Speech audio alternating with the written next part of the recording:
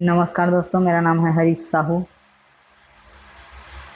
और दोस्तों, मैं आप लोग को कंपटीशन एग्ज़ाम की तैयारी करवा रहा हूं। तो दोस्तों चलिए हम लोग आज पढ़ेंगे होल नंबर, पूर्ण संख्या क्या होता है। तो इसे हम लोग W से दर्शाते हैं। तो पूर्ण संख्या हम लोग किसे कहते हैं, तो प्राकृत संख्याओं के समूह में यदि शून्य को जोड़ दिया जाएगा।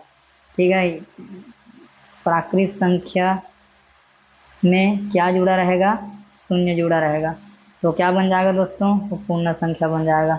W से दर्शाएंगे, प्राकृत संख्या है हमारा 1 2 3, और ऐसे करते हुए अनंत, और इसमें शून्य और जुड़ेगा तो इसमें शून्य भी शामिल रहेगा।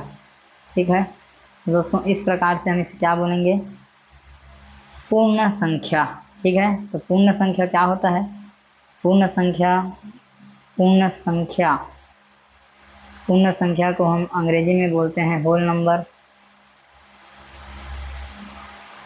और ये कैसे बनता है, तो इसमें हम जब प्राकृत संख्या के समूह में शून्य को और शामिल करेंगे तब क्या बनेगा, ये पूर्ण संख्या। ठीक है दोस्तों, तो इस प्रकार से बताया गया है। तो बहुत ही आसान है।